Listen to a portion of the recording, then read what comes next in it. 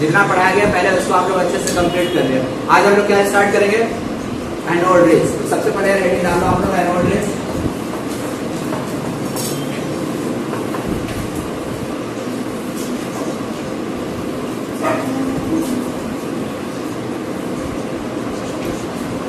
इसमें भी यार सबसे पहले अपने को बनाना क्या है, डिस्चार्ज ट्यूब।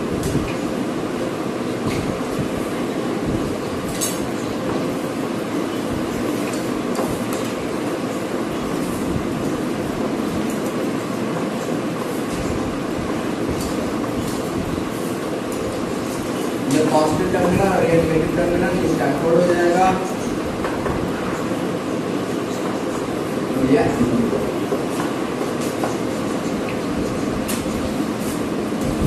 और इसमें कुछ कम पड़ जाएगा। अब एनोड में देखो यार, ये जो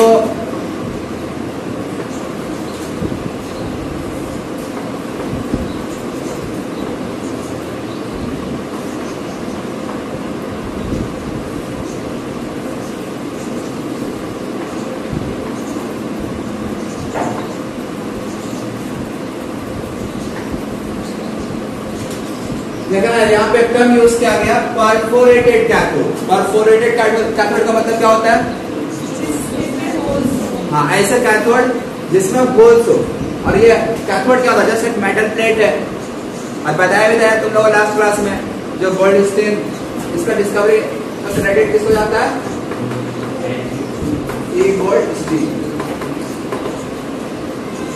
ई गोल्डस्टीन। तो जब ये एक्सपेरिमेंट कर रहा था तो उसमें क्या था, उसको कैथोड तो कहीं कटहल का डब्बा से उठाया और वो देखता है कि उसमें परफोरेशन होल्स है, कटा छटा है उस कैथोड मेटल प्लेट में। तो उसी को एसिड यहाँ पे कैथोड की जगह पे रख दिया। और वो जब इस एक्सपेरिमेंट को कराता है तो अगेन उसे यहाँ पे एक स्पेशल रेस मिलता है। उसी रेस का नाम क्या हो जाता है, एनोड रेस। क्यों, क्योंकि उसे ऐसा लगता है कि ये रेस कहाँ से आ रहा है, एनोड से निकलता हुआ है। यदि ये कैथोड ये एनोड है, यदि यहाँ पे तुम्हें रेस मिल रहा है तो तुम्हें क्या लगेगा यार, ये रेस जो है एनोड से मूव करता हुआ आ रहा है, इसलिए इसका नाम हो गया एनोड रेस। क्या एक्चुअली में ये एनोड से निकल रहा था, नहीं। कहां से आप प्रोड्यूस हो रहा था ये रेस, गैसेस के अंदर ही वो positive charge, positive ion produce हो रहा था। और उस पॉजिटिव आयन का मूवमेंट जो था वो negative electrode that is cathode की ओर होगा। ठीक है, तो वो चीज यहाँ पे देखा जाता है जिसे कह दिया गया एनोड रेस। उस समय आइडिया नहीं था। ठीक है, तो आप ये डायग्राम पहले बना लो, इसके बारे में आप कुछ लिखवा देते हैं, आपको फिर से समझा देते हैं। तो चलो अब हम लोग समझते हैं इसके अंदर एनोड रेस किस तरह से फॉर्म होता है, प्रोड्यूस होता है। दिख रहा है ना सभी को, किसी को देखने में दिक्कत, इससे सुनना पड़ रहा है। एक काम करने रहा हूँ, तुम इस साइड बैठ जाओ, हर्ष तुम इस साइड बैठ जाओ। जल्दी करना, एडजस्ट कर लेना, यदि दिक्कत होगा तो बताना। लेफ्ट राइट करके बैठे और दिक्कत नहीं होगा। चलो मान ले हमने इस डिस्चार्ज ट्यूब के अंदर कौन सा गैस ले लिया, हाँ यार H2 गैस ले लिया, मान लेते हैं। ठीक है, H2 गैस क्या होगा, सबसे पहले यार एटमाइज होगा, H प्लस ए में ब्रेक कर जाएगा। उसके बाद ब्रेक कर जाएगा H2, H और H में बहुत हाई एनर्जी दिया जा रहा है ना, समझ सकते हो। 10,000 वोल्ट यहाँ सप्लाई किया जाता है, 10,000 वोल्ट। जो घर पे 220 वोल्ट आता है उसी को तुम लोग फील कर सकते हो, टच करने के बाद क्या होता है बताने की जरूरत नहीं है। यहाँ पे कितना वोल्टेज है, 10,000 वोल्ट। कितना हाई वोल्टेज होता है इस चीज को फील कर सकते हो। तो इतना हाई वोल्टेज, इतने कम प्रेशर में ये गैस आयनाइज, पहले तो ये एटमाइज हो जाएगा, एटम से ब्रेक कर जाएगा H प्लस H, और फिर ये जो H मिलेगा ये क्या हो जाएगा, आयनाइज भी हो जाएगा। मतलब जो इसके पास इलेक्ट्रॉन है वो इलेक्ट्रॉन को नॉकआउट कर दिया जाता है इतने हाई इलेक्ट्रिसिटी के प्रेजेंस में। इलेक्ट्रॉन एटम को छोड़कर बाहर निकल जाता है और इसी प्रोसेस को क्या कहते हैं, आयनाइजेशन कहते हैं। तो इस तरह से हमें यहाँ पे एक इलेक्ट्रॉन मिल गया। इस तरह से एक ही हाइड्रोजन एटम थोड़ी ना इसके अंदर होगा, बहुत सारे हाइड्रोजन एटम प्रोड्यूस हुए होंगे और उस सभी हाइड्रोजन एटम का आयनाइजेशन से एक तो positively charge species H plus मिलेगा और दूसरा इलेक्ट्रॉन मिलेगा। यदि हम हाइड्रोजन की जगह पे कोई दूसरा गैस ले लिए होते, मान लिया हमने ऑक्सीजन गैस ले लिया, तो ऑक्सीजन O प्लस में ब्रेक डाउन कर जाएगा, O प्लस प्लस इलेक्ट्रॉन इस तरह से। तो यहाँ पे जो इलेक्ट्रॉन था वो इलेक्ट्रॉन का एक बीम बना और वो इलेक्ट्रॉन का बीम को ही हम लोग क्या नाम दे दिए थे कल, कैथोड रे, जो कि एनोड की ओर मूव कर रहा था। तो अगर कैथोड रेज में नाम क्या सही था? क्या वो कैथोड से निकल कर आ रहा था? नहीं आ रहा था। सेम वे में आज हम लोग बात करेंगे एनोड रेज की। एनोड रेज ये जो पॉजिटिवली चार्ज पार्टिकल बन रहा है after the removal of electron, electron के निकलने से जो पॉजिटिवली चार्ज मिल रहा है वो पॉजिटिवली चार्ज पार्टिकल क्या होगा? वो पॉजिटिवली चार्ज पार्टिकल मूव करेगा टुवर्ड्स परफोरेटेड कैथोड। ठीक, तो ये पॉजिटिव चार्ज जो अंदर बना हुआ था, बीम ऑफ पॉजिटिव चार्ज था, वो मूव कर रहा है टुवर्ड्स कैथोड। इसी को नाम दे दिया गया, अब टुवर्ड्स कैथोड मूव कर रहा था, नाम दे दिया गया एनोड रेज। यहाँ पे परफोरेटेड कैथोड क्यों लिया गया? क्योंकि यह जो इलेक्ट्रॉन होता है उसका पेनिट्रेशन पावर बहुत ही ज्यादा होता है। बहुत ही ज्यादा होता है मतलब वो यार thin sheets of metal like aluminium को भी पेनिट्रेट कर देता है, उसको चिरता हुआ अंदर चला जाता है। ठीक है, लेकिन प्रोटॉन जो होता है, या फिर प्रोटॉन मैं बोलूं या फिर कोई भी अदर पॉजिटिवली चार्ज पार्टिकल, उसका पेनिट्रेशन पावर थोड़ा कम होता है, इसलिए वो इसको पेनिट्रेट नहीं कर पाता। जब इसलिए जब एक्सपेरिमेंट में परफोरेटेड कैथोड लिया गया तभी एनोड रेज ऑब्जर्व हुआ। थॉमसन ने जो भी एक्सपेरिमेंट किया उस समय तो यार ये एनोड रेज ऑब्जर्व नहीं हुआ था, जबकि प्रोड्यूस तो उस समय भी हो रहा था, लेकिन क्या उस समय कोई ग्लो दिखा? यहाँ नहीं दिखा। क्यों नहीं दिखा? क्योंकि एनोड रेज इधर आ ही नहीं सका। लेकिन जब परफोरेटेड कैथोड यूज किया गया तो ये आसानी से इस पार आ गया और उसका ग्लो से हमें पता चल गया कि यहाँ पे भी कोई रेस आ रहा है और वो रेस एनोड से आ रहा है, इसलिए इसका नाम हो गया कैनल रेस। नाम क्यों दिया गया इस रेस को? क्योंकि ये कैनल में से जो छोटा छोटा दिख रहा है ना, ये जस्ट लाइक कैनल है। ठीक है, इस कैनल में से ऐसा लग रहा है कि रेस निकलता हुआ है इस कैनल में से, इसलिए इसका नाम कैनल रेस भी पड़ता है, एनोड रेस भी पड़ता है। कैनल रेस क्यों? क्योंकि ये कैनल या फिर भाई इस होल से निकलता हुआ एनोड रेस देखा जा रहा था। होल नहीं होता तो नहीं देखा जाता, इसलिए इसका नाम कैनल रेस या एनोड रेस पड़ता है। समझ में आ रहा? अब यहाँ पे यदि मैं चार्ज बाय मास रेशियो की बात करूं, charge by mass that is Q by M ratio. अब ये Q बाय M रेशियो में कैथोड रेस के लिए बात करूं तो क्या था? डिफरेंट गैसेस के लिए सेम था। क्या अब पॉजिटिवली चार्ज पार्टिकल के लिए सेम रहेगा? मान लिया हमने एक बार हाइड्रोजन गैस लिया, एक बार मैंने मान लिया ऑक्सीजन गैस लिया, फिर एक बार मान लिया मैंने हीलियम गैस ले लिया। अब तुम लोग ये मत बोलना कि सर हीलियम तो इनर्ट होता है, वो कैसे आयनाइज हो गया? तो यार सब कुछ एनर्जी का खेल होता है। यदि एनर्जी बहुत ज्यादा दे दिया जाए ना तो ये भी अपने इलेक्ट्रॉन को बचा नहीं पाएगा। तो इसलिए हीलियम का भी इलेक्ट्रॉन से वो भाग नॉकआउट हो जाता है और इस तरह से हमें हीलियम प्लस मिल जाता है। ठीक है, तो यदि मैं हाइड्रोजन के लिए पहले बात करूं तो हाइड्रोजन के केस में हमें H+ मिलेगा और ये H+ बीम बनकर एनोड रेस बनकर टुवर्ड्स कैथोड मूव करेगा। यदि मैं Q बाय M की बात करूं हाइड्रोजन के लिए तो अच्छा तुम लोग मुझे बताओगे H+, O+ और He+ सब में जो Q का वैल्यू होगा वो डिफरेंट होगा तीनों के लिए या सेम होगा? सेम होगा, क्योंकि +1 ही है ना सब पे चार्ज। अब +1 का मतलब क्या है? नंबर ऑफ प्रोटॉन बढ़ गया। +1 का मतलब नंबर ऑफ प्रोटॉन बढ़ गया। हाँ, मतलब नंबर ऑफ प्रोटॉन जितना था उतना ही है, लेकिन एक इलेक्ट्रॉन कम हो गया जिसका वजह से प्लस चार्ज आ गया। तो हम ऐसा समझ सकते हैं इसमें एक प्रोटॉन ज्यादा है नंबर ऑफ इलेक्ट्रॉन से। यानी मान लीजिए ऑक्सीजन O+ की मैं बात करूं तो O+ पे कितना प्रोटॉन कितना इलेक्ट्रॉन रहा होगा? और 8 प्रोटॉन रहा होगा। तो 7 इलेक्ट्रॉन इसका 7 प्रोटॉन से कैंसिल हो गया होगा, न्यूट्रल हो गया होगा, लेकिन एक प्रोटॉन एक्स्ट्रा बच गया और उस एक प्रोटॉन का जो चार्ज होगा वही O+ पे हमें देखने को मिलेगा। सेम H+ पे भी यदि देखेंगे तो H+ पे भी एक ही प्रोटॉन का चार्ज के बराबर इसमें बचेगा चार्ज। हीलियम प्लस पे भी देखेंगे तो एक ही प्रोटॉन का चार्ज जो होगा वही इसमें बचेगा। मतलब Q का वैल्यू सबके लिए सेम रहेगा। तुम हाइड्रोजन ले लो, ऑक्सीजन ले लो, हीलियम ले लो, कोई भी गैस ले लो, अरे यूनिपॉजिटिवली चार्ज स्पीशीज है, +1 है, तो ऐसे केस में सब पे Q का वैल्यू जो चार्ज का वैल्यू है वो सेम रहेगा। लेकिन क्या मास सेम रहेगा इस तीनों के लिए, हाइड्रोजन, ऑक्सीजन और हीलियम के लिए? नहीं। तो मास अब डिफरेंट हो जाएगा। मास डिपेंड किस पे करता है? मास किस पे डिपेंड करता है? एटम का मास इलेक्ट्रॉन पे डिपेंड करता है, प्रोटॉन पे। क्या केवल प्रोटॉन पे डिपेंड करता है? न्यूट्रॉन, प्रोटॉन एंड न्यूट्रॉन दोनों पे डिपेंड करता है। तो इसलिए तीनों के लिए हाइड्रोजन, ऑक्सीजन, हीलियम के लिए मास डिफरेंट आएगा, लेकिन चार्ज सबके लिए क्या है? इसलिए Q बाय M का वैल्यू जो है वो डिफरेंट गैसेस के लिए डिफरेंट होगा। ठीक, यदि मैं smallest Q by M value, Q by M को स्पेसिफिक चार्ज कहा जाता है, याद रखेंगे आप लोग, क्यू बाय एम को क्या कहा जाता है? Specific charge. मेरे सवाल होता है स्पेसिफिक चार्ज सबसे कम लीस्ट किसके लिए होगा? आंसर क्या होगा? चार्ज तो सबका सेम है, तो यदि हम मास को बहुत ज्यादा कर दे या बहुत कम कर दे, क्या हमें लीस्ट स्पेसिफिक चार्ज का वैल्यू मिल जाए? मास को क्या करना पड़ेगा? सबसे ज्यादा। अरे हम लीस्ट बोल रहे नहीं, स्पेसिफिक चार्ज सबसे ज्यादा प्रयोग करना है, स्पेसिफिक चार्ज ज्यादा करना है, मैक्सिमम करना है। स्पेसिफिक चार्ज मैक्सिमम कब होगा? जब मास कम होगा। और सबसे मास कम किसका होता है? हाइड्रोजन का सबसे कम, हाइड्रोजन का सबसे कम होगा, स्पेसिफिक चार्ज सबसे ज्यादा होगा। ठीक है। और हाइड्रोजन के केस, अब थोड़ा देखो, हाइड्रोजन के केस में जो हमें H+ मिलेगा ना, उसी को हम केवल प्रोटॉन का नाम देंगे, बाकी के केस में हम प्रोटॉन यूज नहीं कर सकते हैं। देखो ऑक्सीजन से एक इलेक्ट्रॉन निकला, हमें मिला O+, ऑक्सीजन का आयनाइजेशन से O+ मिला प्लस एक इलेक्ट्रॉन। क्या ये O+ प्रोटॉन को रिप्रेजेंट करता है? नहीं रिप्रेजेंट करता है।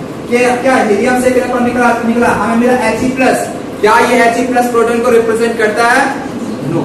लेकिन यदि हाइड्रोजन से एक इलेक्ट्रॉन निकाले तो क्या ये हाइड्रोजन प्रोटॉन को रिप्रेजेंट करता है? यस करता है। कैसे करता है देखो, समझ लो। कोई बताएगा कैसे करता है? क्यों H+ को प्रोटॉन कहा जाता है? कोई बताएगा?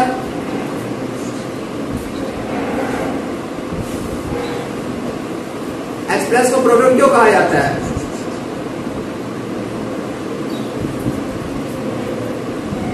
तुम लोग हाँ में हाँ मिला दिए, मतलब सर हाँ बोल रहे, तुम लोग को भी हाँ बोलना है,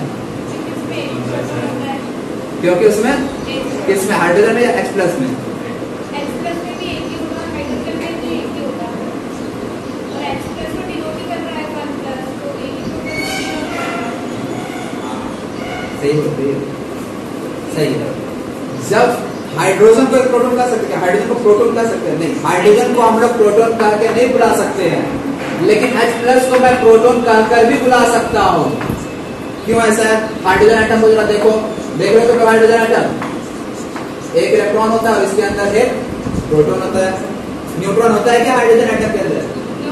नहीं होता है, केवल एक प्रोटॉन होता है और एक इलेक्ट्रॉन होता है। मान ले H+ की हम बात कर रहे हैं, यदि H+ की बात करें तो ये इलेक्ट्रॉन यहाँ से निकल गया, ये इलेक्ट्रॉन निकल गया, तो चल रहा है क्या? अब बताओ इस आइटम के पास अब क्या बचा? इस आयन के पास क्या बचा? केवल और केवल प्रोटॉन ही तो बचा। तो हम H+ को प्रोटॉन का देंगे तो इसमें क्या गलती है यार? तो गलती है क्या? तो बुराई है? सही है ना? समझ रहे हो ना तुम लोग सभी लोग? तो इसलिए H+ को हम प्रोटॉन कह सकते हैं, लेकिन हाइड्रोजन एटम को हम लोग प्रोटॉन नहीं कह सकते हैं। क्यों? इसमें एक इलेक्ट्रॉन भी और एक प्रोटॉन भी है। तो यार हम यदि प्रोटॉन क्या देगा तो तुम लोग में से कोई बोल देगा कि सर इसको इलेक्ट्रॉन क्यों नहीं कह सकते हैं? इलेक्ट्रॉन भी तो हमें दिख रहा है, दिख रहा है ना, तो इसलिए हम इसको प्रोटॉन नहीं कह सकते हैं, लेकिन H+ को हम प्रोटॉन कह सकते हैं। क्यों? क्योंकि इसमें केवल और केवल प्रोटॉन ही बचा है। क्लियर है ना? तो ये चीज अभी ऐसा नहीं केवल एटॉमिक स्ट्रक्चर में यूज होगा, मतलब ऑर्गेनिक केमिस्ट्री जब पढ़ेंगे ना तो वहां प्रोटॉन मतलब H+ को प्रोटॉन ही कहा जाएगा, और आगे के भी चैप्टर में यार हर जगह H+ को प्रोटॉन ही कहा जाएगा। या कहीं प्रोटॉन आएगा तो प्रोटॉन को रिप्रेजेंट करने के लिए हम यही सिंबल यूज करते हैं। प्रोटॉन लिखना हो तो आपको H+ लिख दिया जाएगा, तो समझ जाना कि H+ का मतलब प्रोटॉन। नोट करके कहीं साइड में लिखना हो तो लिख लो, H+ is also called proton, या proton is represented by H+, ऐसा कर लो। H+ and proton is same.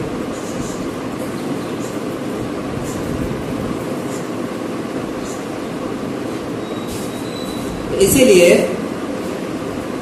ये जो एनोड रेस था, anode rays consist of protons तभी हम यूज करेंगे जब अंदर कौन सा गैस यूज किया गया होगा?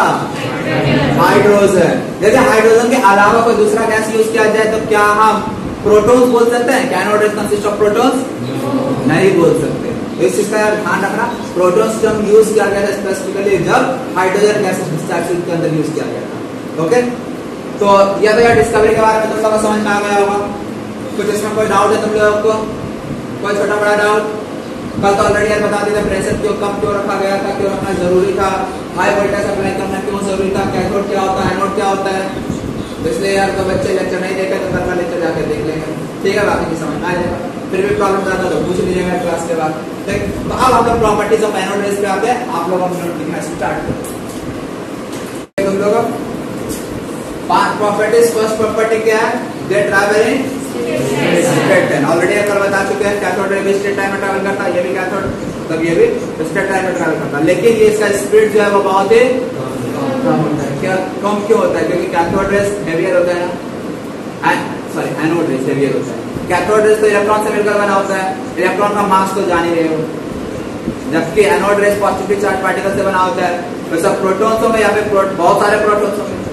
यदि मैं H प्लस की बात करूं तो कितना प्रोटॉन है, 1 प्रोटॉन है। यदि मैं O प्लस की बात करूं कितना प्रोटॉन है इसके पास, 8 प्रोटॉन है, 8 प्रोटॉन है। H प्लस की बात करूं कितना प्रोटॉन है, 2 प्रोटॉन। अब प्रोटॉन का इसके पास है 8 प्रोटॉन, यदि मैं O प्लस की बात करूं 8 प्लस और कितना इलेक्ट्रॉन, 7। लेकिन मास होगा किसके कारण होगा कम, इलेक्ट्रॉन का मास तो नेग्लिजिबल हो जाएगा। क्यों नेग्लिजिबल होता है समझते हो ना, इलेक्ट्रॉन का मास कितना होता है, 9.1 × 10⁻31 के, और प्रोटॉन का मास कितना होता है, 1.67 × 10⁻27। देख लो डिफरेंस, मतलब यदि इसको 1 मतलब मान लिया ये 10⁻⁻4 का डिफरेंस है, ये 10⁻⁻4 टाइम्स कम है। मतलब यदि इसका वैल्यू 1 मानेंगे ना तो इसका वैल्यू उस समय कुछ अप्रॉक्स में इतना होगा, 10⁻⁴ कम है। तो इसीलिए समझ सकते हैं, यदि हम इसको ऐड भी करेंगे तो हम 1.0001 को 1 नहीं लिख सकते हैं। यदि 4 प्रोटॉन की हो जाएगा तो भी कोई फर्क पड़ेगा, इसमें × 4 हो जाएगा। मान लो 8 प्रोटॉन है तो × 8 हो जाएगा, 3.0008 बन जाएगा। समझ लो, इसलिए इलेक्ट्रॉन कम होने ज्यादा होने से कोई फर्क नहीं पड़ता, क्योंकि उसका मास प्रोटॉन के कंपैरिजन में बहुत ही कम होता है, ठीक है। तो इसलिए आप तुम लोग जस्ट फेल भी कर सकते हैं, कोई भारी है और कोई हल्का है, कौन तेज भागेगा, क्या परमिंदर का एक्सपेक्ट सबसे फास्ट होना चाहिए क्लास में, है कि नहीं परमिंदर, और सबसे स्लो किसका होना चाहिए, तन्वी तुम तेज भागती है।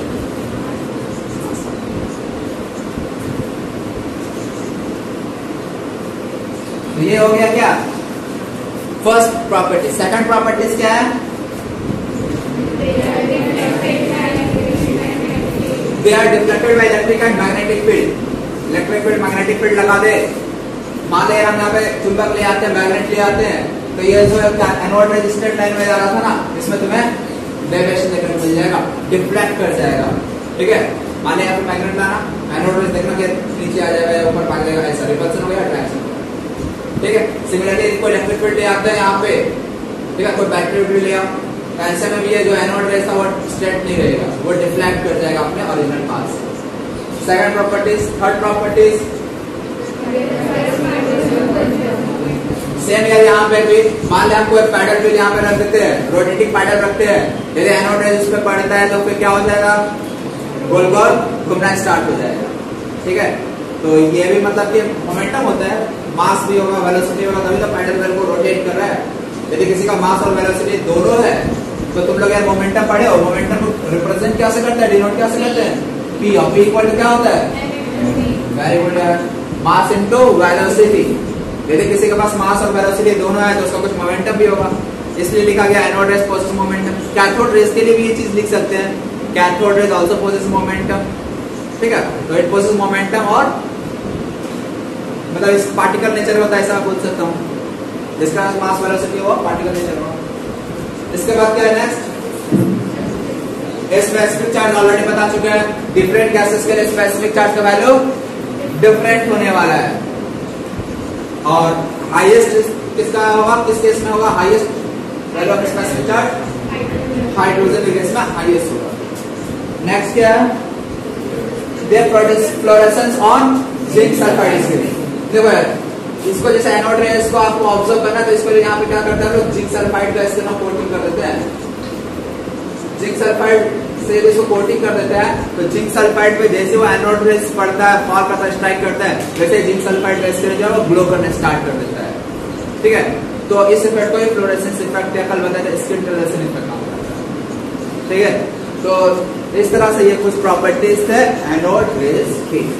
तो इस तरह से एनोड रेज का अपना यहाँ पे कहानी समाप्त होता है। नेक्स्ट अपने को क्या समझना है, डिस्कवरी ऑफ न्यूट्रॉन।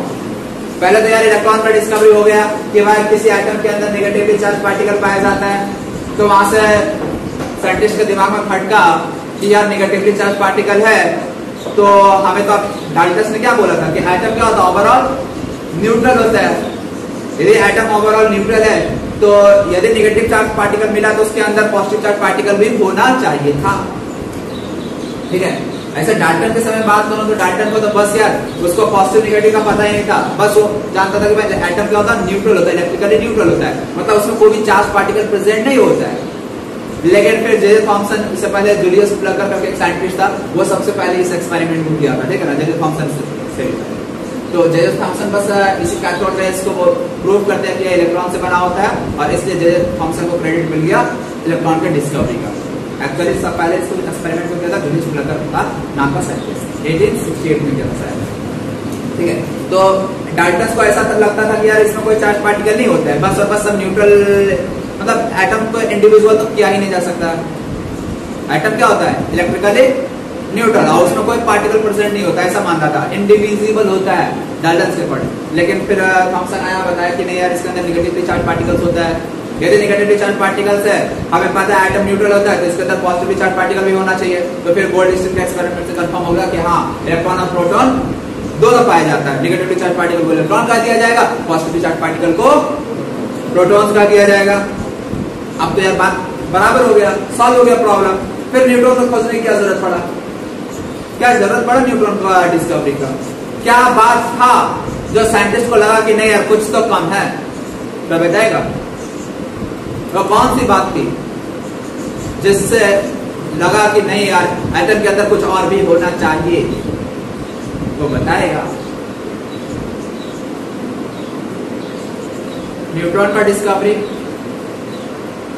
देखो कोई भी एटम का मास, जैसे मैं कार्बन का बात करूं, कार्बन का एटॉमिक मास तुम लोगों को पता है 12 होता है। एटॉमिक मास कार्बन का 12 होता है, 12 mu 12 u, मतलब इसमें number of proton plus neutron का मास 12 होता है। लेकिन इसमें जब हम प्रोटॉन की बात करें, कार्बन के पास कितना प्रोटॉन होता है, इलेक्ट्रॉन कितना होता है 6। यदि मैं एक प्रोटॉन का मास 1 mu होता है, याद रखना, ठीक है ना। H प्लस का जो मास होगा वही होगा प्रोटॉन का मास, और H प्लस का मास कितना होगा जो हाइड्रोजन आइटम का मास होगा। यार ये चीज तो लोगों को पता है ना। मान ले मैं H का मास पूछूं और H प्लस का मास पूछूं, क्या होगा आंसर? H का मास कितना होता है एटॉमिक मास 1 u होता है, H प्लस का मास कितना हो जाएगा 1 ही होगा। क्यों ऐसा? क्योंकि मास किसकी वजह से होता है, प्रोटॉन की वजह से होता है। क्या इसमें से प्रोटॉन निकाला गया है? जितना प्रोटॉन इसके पास है उतना ही प्रोटॉन इसके पास भी है। इलेक्ट्रॉन का मास तो नेग्लिजिबल होता है, इसलिए इसका यदि 1 u है तो इसका भी 1 u ही होगा। सिमिलरली यदि मैं मैग्नीशियम की बात करूं और मैग्नीशियम 2+ की बात करूं, मैग्नीशियम का एटॉमिक मास कितना होता है बताओ बच्चों?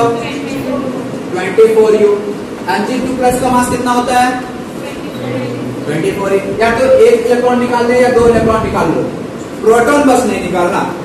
प्रोटॉन नहीं निकलता है तो ऐसे में उसका मास सेम रहता है, कोई फर्क नहीं पड़ता उसके एटॉमिक मास में।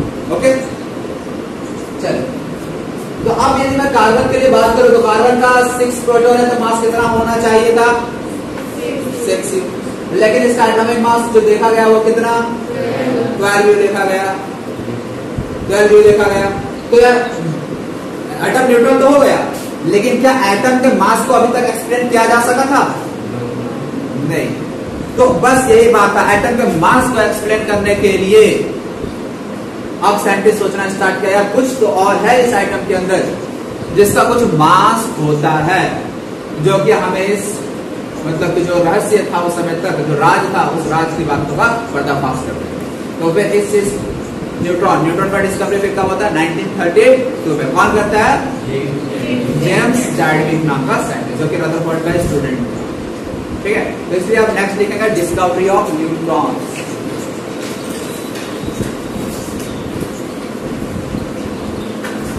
Discovery of neutrons. तुम लोग रेडियो एक्टिव रिएक्शन समझते हो? न्यूक्लियर रिएक्शन पढ़े थे? न्यूक्लियर रिएक्शन के बारे में तो पता ही।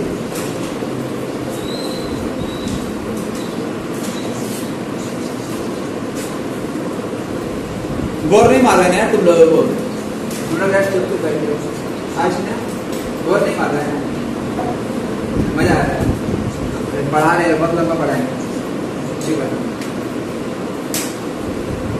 तो क्या लिखना है अपने को?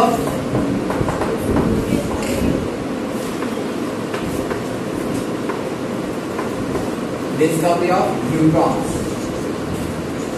देखिए रिएक्शन दो टाइप के होते हैं, केमिकल रिएक्शन होता है, एक न्यूक्लियर रिएक्शन होता है। किसी को कोई आइडिया न्यूक्लियर रिएक्शन के बारे में? कुछ भी आइडिया क्या न्यूक्लियर रिएक्शन के बारे में? फिर हाइड्रोजन बम ये सब सुने आप? सुने हो ना? न्यूक्लियर बम, हाइड्रोजन बम क्या होता है? ये सब में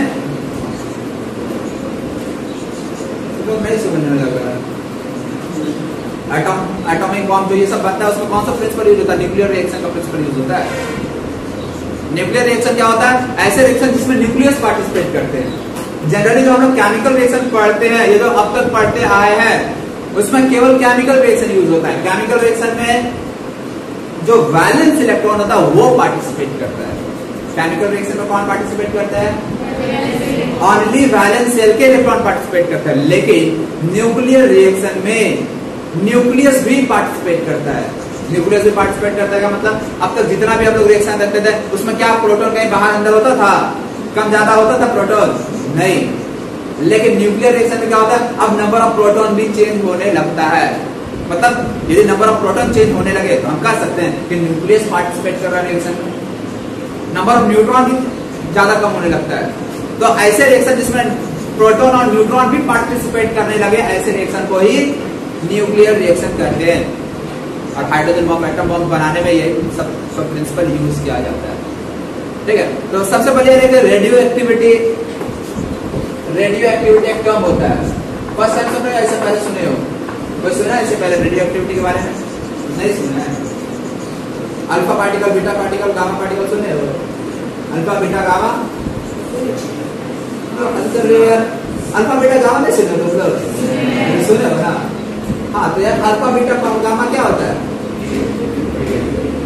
क्या होता है? ग्रीक अल्फाबेट होता है। क्या होता है, कोई आइडिया? ये देखो यार, सुन लो तुम लोग। रेडियो एक्टिव क्या होता है? कुछ ऐसे सब्सटेंस नेचर में पाए जाते हैं जो स्पॉन्टेनियसली, नेचर में कुछ ऐसे सब्सटेंस पाए जाते हैं जो स्पॉन्टेनियसली कुछ स्पेशल रेस एमिट करते रहते हैं। स्पेशल रेस, जैसे यूरेनियम। यूरेनियम के बारे में तो जान ही रहे होगे। यूरेनियम क्या होता है? नेचर में खुद ब खुद स्पॉन्टेनियसली, अपने आप, कुछ करने की जरूरत नहीं है, स्पॉन्टेनियसली यूरेनियम से जो है ना रेस निकलते रहते हैं। और ये जो रेस निकलते हैं ना, इस तरह के सब्सटेंस को तीन तरह के होते हैं।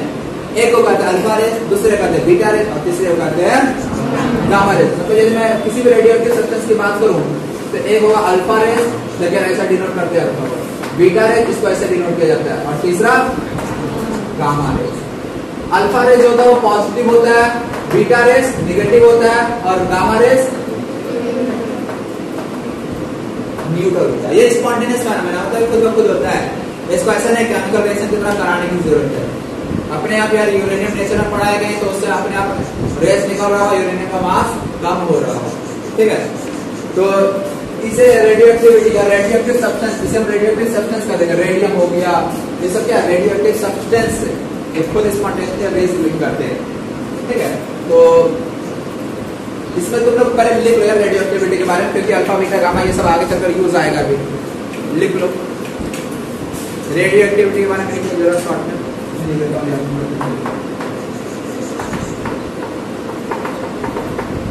The phenomena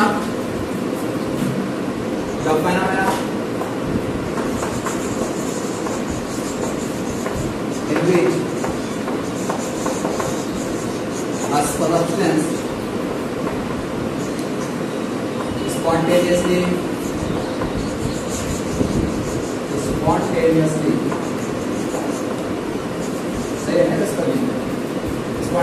emit certain types of rays.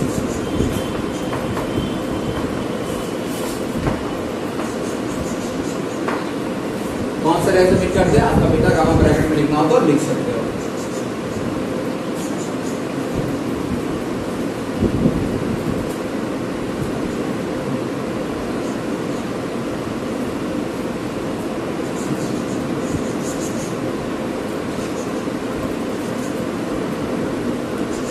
Japan में जो बॉम्ब गिराया गया था उसका इफेक्ट इतने सालों तक क्यों रहा था, बोला गया था ना 20-30 साल तक उसका इफेक्ट रहा, क्यों? क्या अभी भी कोई पर्सन में दिखता है। हाँ, अभी भी किसी पर्सन में बहुत सारे ऐसे लक्षण पाए जाते हैं। ऐसा क्यों? क्योंकि यार वो रेडियो एक्टिव सब्सटेंस वहाँ उसका कुछ रिमेनिंग जो है ना और उससे इसको बच गया, इसके वजह से क्या होता है, एमिशन होता है, ये सब बहुत ही हार्मफुल होता है। जैसे जहाँ न्यूक्लियर बॉम्ब ये सब बनता है वहाँ बहुत ही ज्यादा सेफ्टी प्रिकॉशन लिया जाता है, बहुत ही ज्यादा, उसका बहुत ही ज्यादा हार्मफुल इफेक्ट होता है। और इसमें सबसे खराबी यही है कि यार स्पॉन्टेनियसली यार रेस इमिट करता रहता है, बहुत डेंजरस होता है।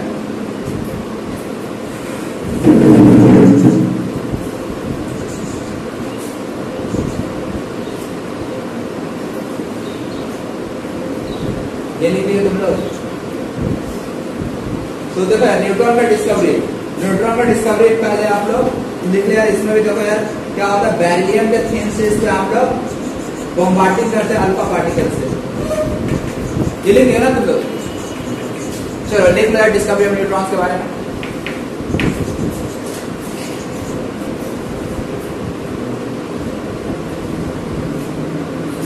तो देखो यार न्यूट्रॉन का डिस्कवरी ये तो हमें आइडिया मिल गया कि यार मास के लिए किया जा रहा था, एटम के मास को एक्सप्लेन करने के लिए न्यूट्रॉन का डिस्कवरी किया जा रहा था। तो देखिए ये भी एक्सपेरिमेंट कोई पर्पस से नहीं किया था, करते करते कुछ निकल जाता है। जैसे तुम लोग यार घर पे कोई काम कर रहे हो उससे कुछ एक नया आइडिया मिल जाता है। जैसे मोबाइल में यार कुछ नया चीज कैसे मिलता है, क्या उस नया चीज को खोजते हो? नहीं, करते करते यार गलती से कुछ हो जाता है, अरे पता चलता है मोबाइल में ये भी फंक्शन होता है। ठीक है, बहुत दिन तक यार हम YouTube चलाते थे, हमको पता ही नहीं था यार कि YouTube में स्पीड भी बढ़ता है, 1.5 और 2 भी होता है, 1.3 भी होता है। हाँ, लेकिन गलती से एक बार यार 1.5 क्या 2 क्या प्रेस करके देखे, अरे यार यहाँ से तो स्पीड बढ़ गया। अपना वीडियो को यार कभी कभी देखते हैं स्लो करके, तुम लोग स्लो करके वीडियो को देखे हो? हाँ, कल यार स्लो करके देख रहा था, ऐसा लग रहा है भाई नशा में पढ़ा रहे हैं सर, मस्त तो मजा आता है। कभी कभी यार फास्ट पढ़ा तो लग रहा है यार मतलब गजब का एनर्जी आ जाता है। तो ये सब क्या होता है, मतलब करते करते अचानक दिख जाता है। उसी तरह से यार ये सब भी जितने भी एक्सपेरिमेंट है ना, मतलब ऐसा नहीं कि हमको न्यूट्रॉन का डिस्कवरी करना है इस एक्सपेरिमेंट से, वो करते करते अचानक कुछ ऐसा रेस निकल गया भाई, इसका स्टडी करते हैं। हाँ यार स्टडी करने के बाद यार इसी का तो तलाश थी, ऐसा फीलिंग आने लगता है। और फिर यार 2-4 और साइंटिस्ट लोग उसको हप्पा देता है, मोहर मारता है, हो गया भाई, नाम अमर हो गया भाई, जेम्स चैडविक। तो हुआ क्या था यार, बेरिलियम से मतलब थिन शीट्स होता है, जैसे मेटल प्लेट होता है ना सिल्वर पतला सा, तो उसे का बेरिलियम का बहुत ही थिन शीट्स लिया गया और उसको अल्फा पार्टिकल का बम्बार्डिंग कराया गया। किसका बम्बार्डिंग कराया गया? Alpha particles. एक चीज तो पहले जानना पड़ेगा अल्फा पार्टिकल्स को डिनोट क्या से करते हैं। लेकिन आगे एक बार सवाल भी पूछा जा चुका है आईटी करने बहुत पहले। अल्फा पार्टिकल को डिनोट क्या से करते हैं? पहले ये जानो, अल्फा पार्टिकल का चार्ज 2 यूनिट होता है, +2 यूनिट होता है और मास 4 यूनिट होता है। तो क्या से रिप्रेजेंट करना चाहिए था? क्या से रिप्रेजेंट करना चाहिए था? कोई एटम से इसको हम लोग रिलेट कर सकते हैं। वो कौन सा एटम होगा? हीलियम, पता है ना? तो हम लोग He2 भी लिख सकते। देखो हीलियम पर 2 मास 4 होता है ना, और अल्फा पार्टिकल के भी चार्ज 2 और 4 है। सवाल एक्चुअली आया था ऐसा कुछ कि alpha particle is also can also be called as, option था हीलियम एटम, हीलियम न्यूक्लियस, ऐसा ऑप्शन में था। और 1-2 ऑप्शन था, मैं वो नहीं लिख रहा हूं। तो alpha particle can also be called as helium atom, helium nucleus. ये 2 ऑप्शन आपके पास है, कौन सा टिक करोगे? पहला वाला, दूसरा वाला? पहला वाला। थोड़ा सोचो क्या कहा जाएगा, तभी बताओ। बस देखो फर्स्ट नहीं होगा। एटम क्या होता है ओवरऑल, न्यूट्रल होता है या फिर चार्ज होता है? न्यूट्रल होता है ना। लेकिन अल्फा पार्टिकल न्यूट्रल होता है या चार्ज होता है? चार्ज होता है ना। तो ये वाला तो इसी तरह से रिजेक्ट हो गया।